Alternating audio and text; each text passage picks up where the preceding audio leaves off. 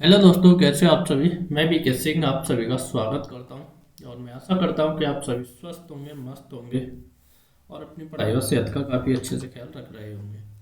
तो आज हम नया सेशन चालू कर रहे हैं रेशियो। और ये सारे के सारे क्वेश्चन वही होंगे जो हमारे ऑफलाइन में चल रहे हैं। ऑफलाइन बैच में हमारी 2 क्लास हो चुकी हैं, तो ये उन लोगों के लिए ज़्यादा यूजफुल रह रहा है क्योंकि प्रत्येक दिन कुछ ना कुछ स्टूडेंट एब्सेंट रह रहे हैं, तो वो जहाँ से अपना पूरा का पूरा कवर अप कर पाएंगे। ये स्पेशल ऑफलाइन वाले ऑनलाइन कोई भी ले रहा है तो ये काफ़ी यूजफुल रहेगा। और ये सारे के सारे एसएससी के लिए हों चाहे किसी का भी मैथ हो, अगर वहाँ पर मैथ आता है तो ये सेशन आपके लिए बहुत ज़्यादा हेल्पफुल रहने वाला है क्योंकि इसमें हम पूरा का पूरा बेसिक से सीखेंगे। तो बिना किसी देरी के करते हैं हम पहला क्वेश्चन। देखो, ये रेशियो का पहला वीडियो है, तो इसमें मैं केवल यही बताऊंगा कि आप छोटे छोटे क्वेश्चनों को कैसे बनाते हो, और ये भी काफ़ी पेपरों में आते हैं, ठीक है कि नहीं।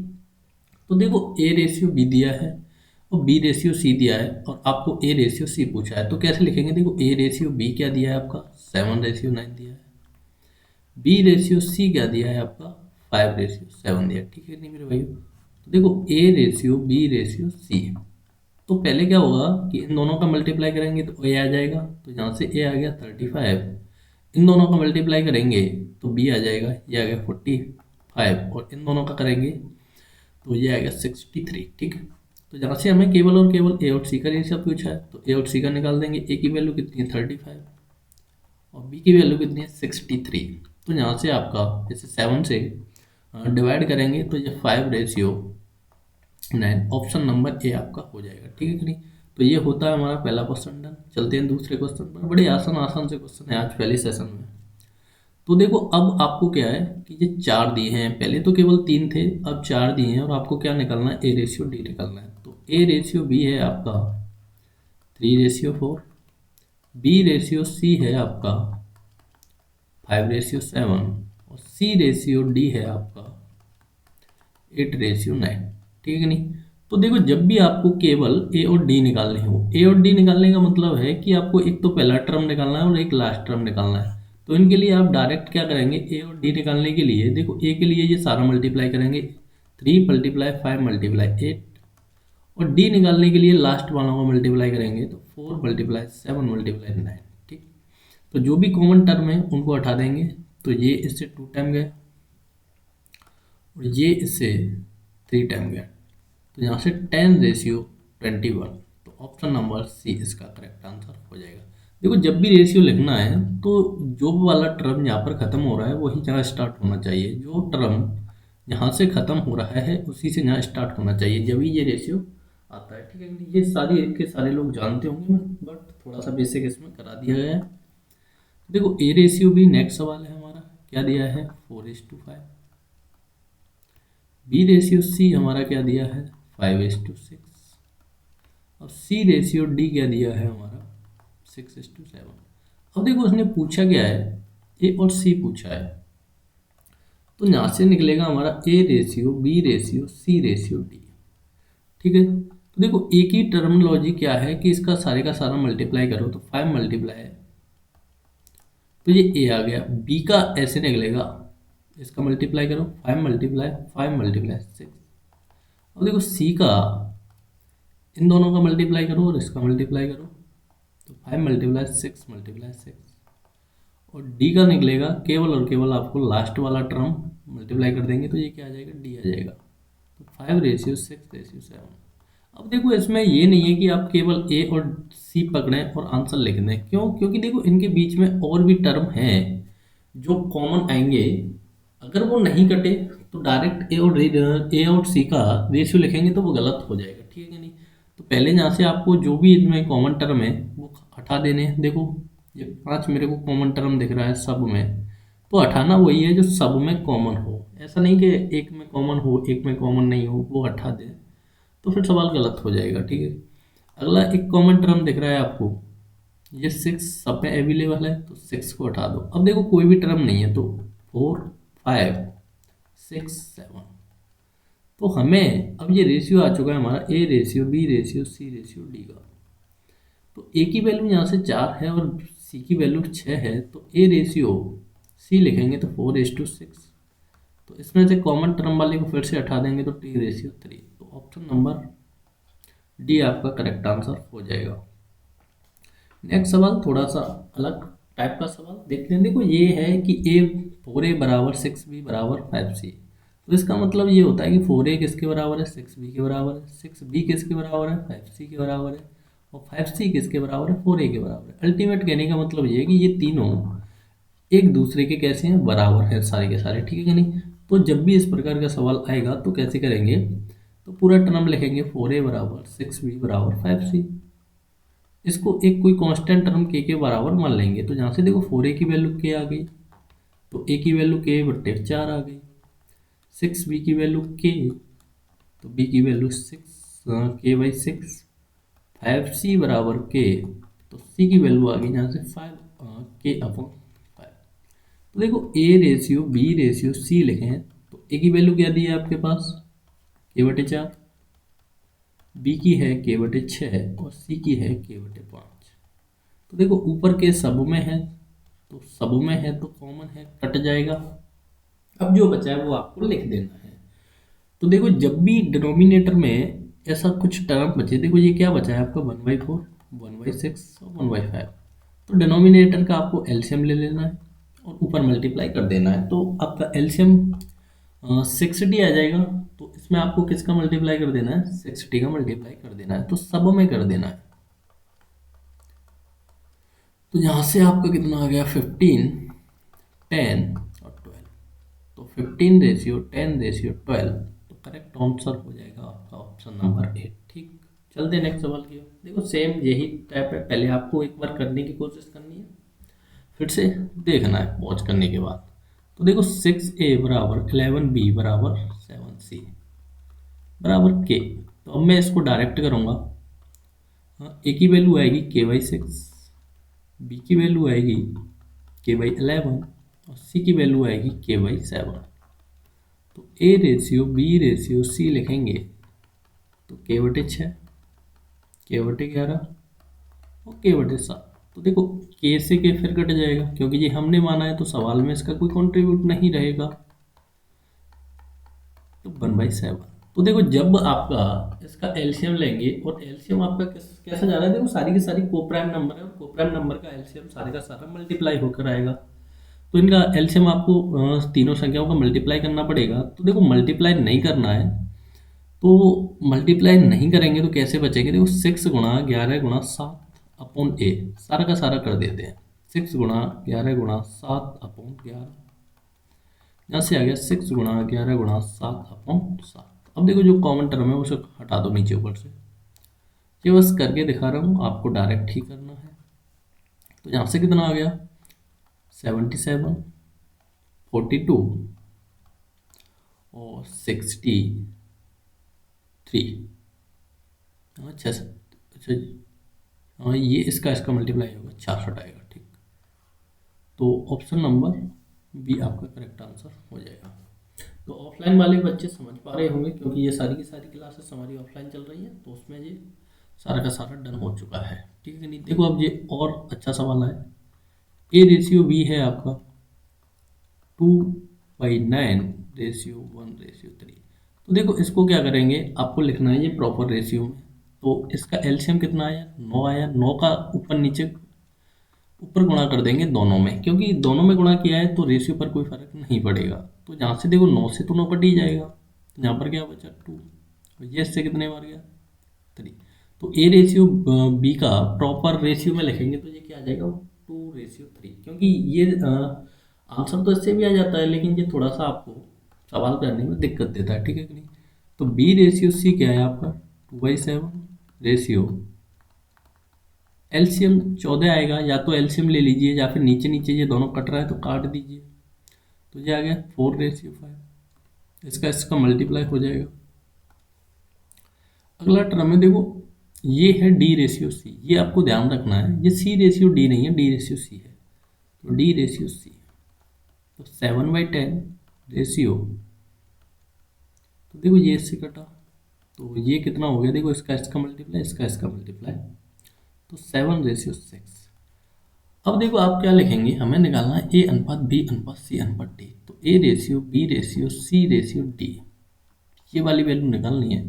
तो ए रेशियो बी क्या है हमारे पास 2/3। अब देखो यहाँ से खत्म होना है, अगली वाली लाइन वहीं से चालू होनी चाहिए। तो बी रेशियो सी क्या है हमारे पास 4:5।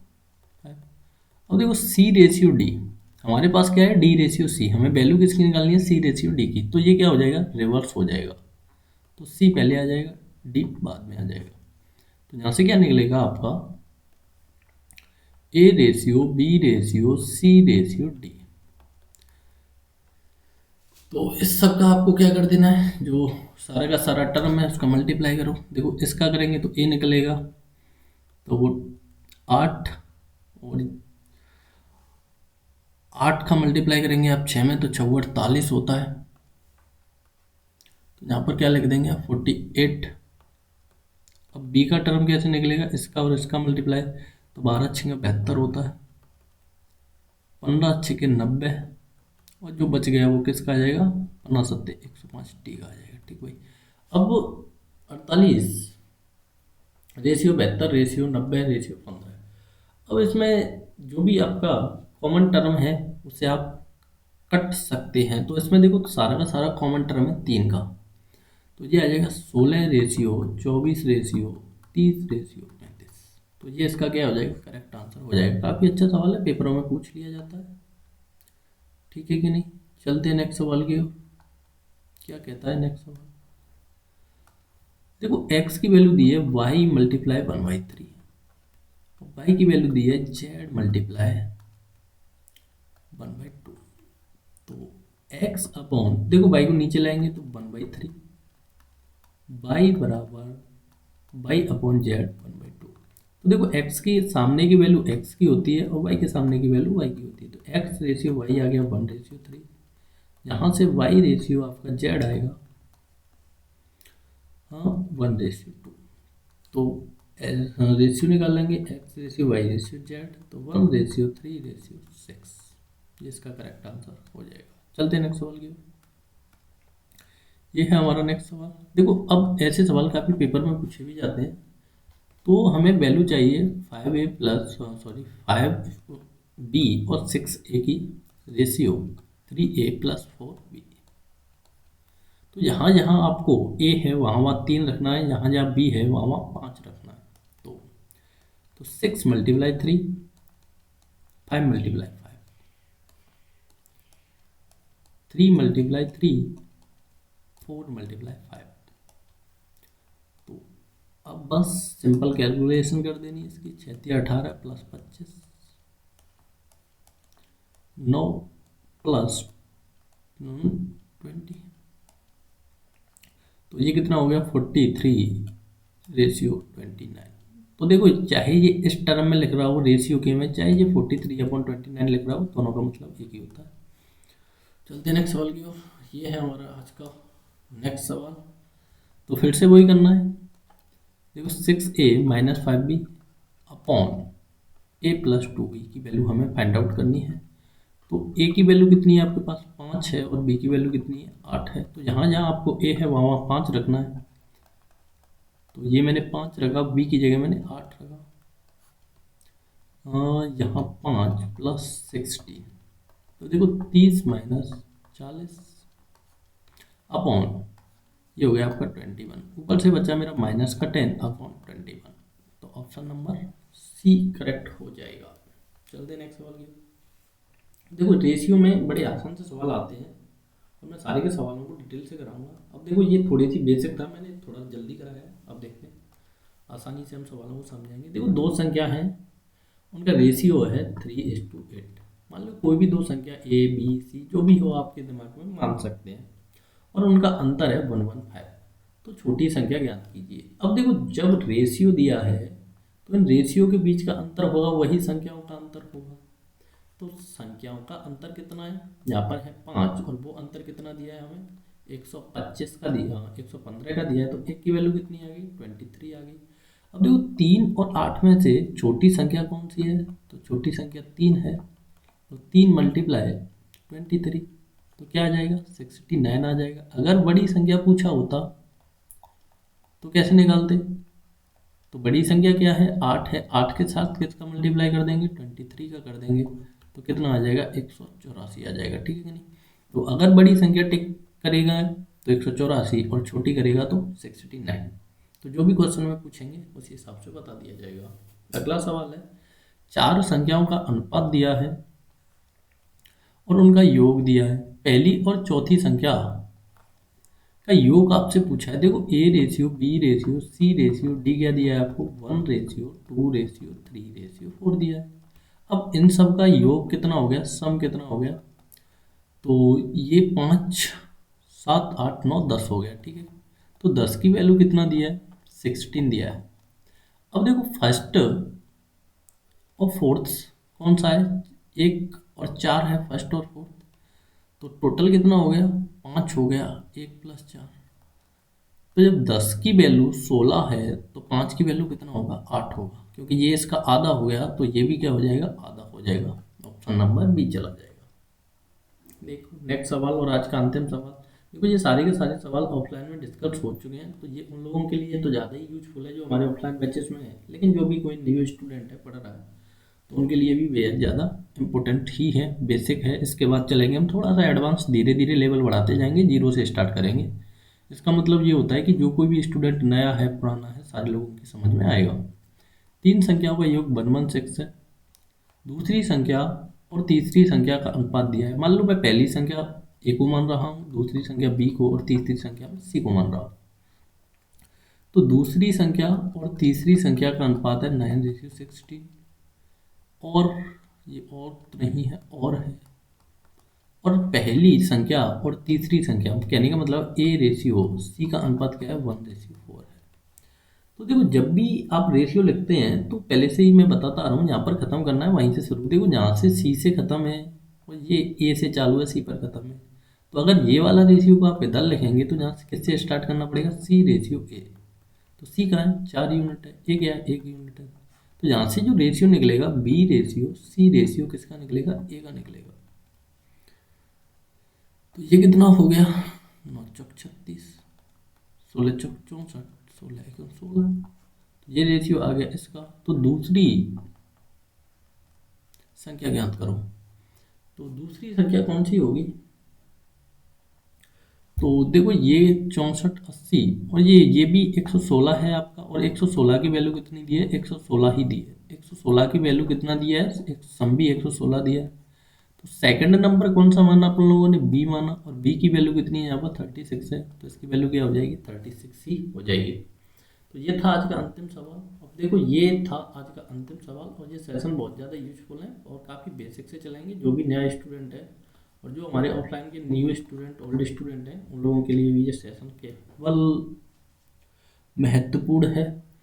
तो वीडियो देखने के लिए धन्यवाद, थैंक यू फॉर वॉचिंग। मिलते हैं नेक्स्ट सेशन में, जब तक के लिए टेक केयर, बाय बाय।